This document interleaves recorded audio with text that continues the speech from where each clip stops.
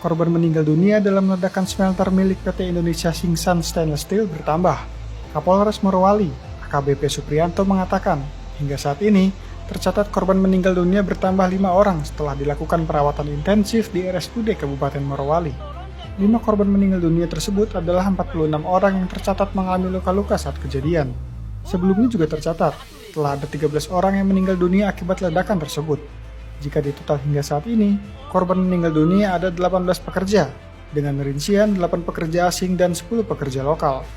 Sebelumnya, kronologi ledakan tungku di PT ITSS terjadi pada sekitar pukul 05.30 WITA, Minggu 24 Desember 2023. Kecelakaan terjadi saat 35 karyawan sedang melakukan perbaikan tungku dan memasang sejumlah bagian plat.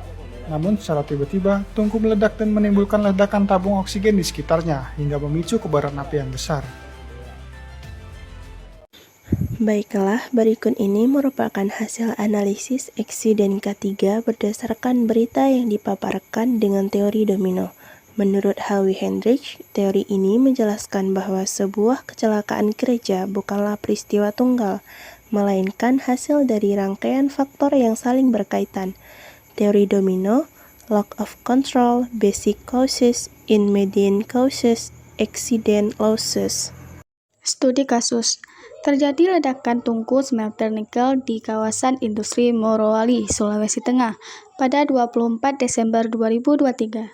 Kecelakaan ini menyebabkan sekitar 18 pekerja meninggal dunia dan puluhan lainnya luka-luka.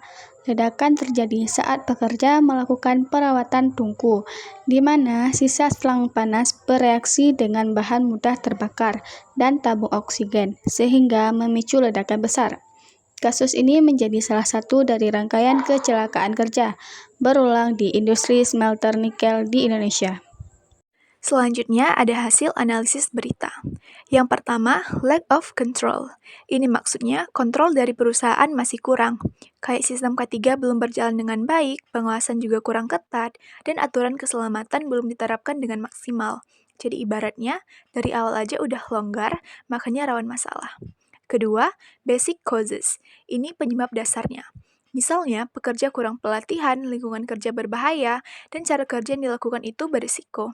Jadi, di sini tuh masalahnya udah mulai kelihatan dari orangnya dan tempat kerjanya. Ketiga, immediate causes. Ini penyebab langsung sebelum kecelakaan terjadi. Contohnya, pekerja lagi benerin tungku padahal belum aman. Masih ada sisa panas dan ada bahan mudah terbakar di sekitar. Nah, ini tuh kondisi yang bikin kecelakaan tinggal nunggu waktu aja. Keempat, accident.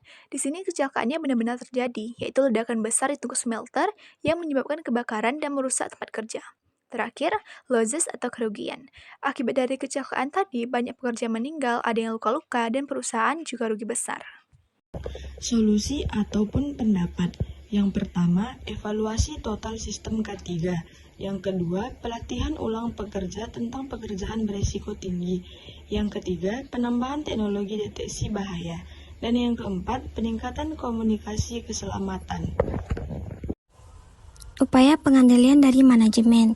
Pertama, membuat SOP kerja yang lebih ketat. SOP dibuat agar pekerja dilakukan sesuai prosedur yang aman sehingga dapat mengurangi risiko kecelakaan kerja. Kedua, pengawasan langsung saat maintenance. Pengawasan dilakukan untuk memastikan proses perawatan berjalan sesuai aturan keselamatan.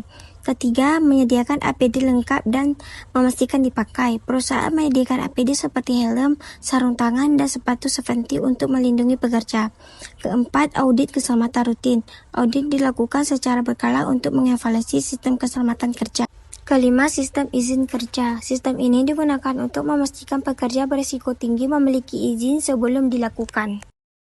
Upaya pencegahan yang efektif. Yang pertama, identifikasi bahaya sebelum bekerja. Sebelum memulai tugas, pekerja harus melakukan penilaian cepat terhadap area kerja mereka. Tujuannya agar menemukan potensi sumber penyebab kecelakaan. Yang kedua, pemisahan bahan yang mudah terbakar. Bisa dilakukan dengan cara menyimpan bahan kimia di lemari khusus, memastikan ventilasi cukup, dan menjauhkannya dari area yang menghasilkan percikan api. Yang ketiga, monitoring suhu dan gas. Banyak kecelakaan kerja terjadi karena faktor lingkungan yang tidak terlihat oleh mata telanjang. Bisa dilakukan dengan tindakan pemasangan detektor gas, sensor suhu otomatis, serta kalibrasi alat ukur secara berkala agar data yang dihasilkan lebih akurat. Yang keempat, safety briefing sebelum bekerja. Yang kelima, lockout take-out saat perawatan mesin. Lockout itu seperti mengunci sumber energi mesin, sedangkan take-out itu seperti memasang label peringatan bahwa mesin sedang dalam perbaikan dan tidak boleh dioperasikan.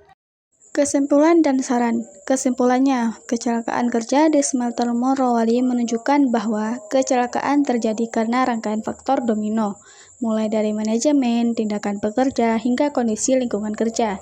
Jika satu faktor saja dikendalikan dengan baik, maka kecelakaan bisa dicegah. Sarannya, perusahaan harus meningkatkan budaya K3. Pekerja wajib patuh pada SOP dan perlu penggunaan teknologi keselamatan modern.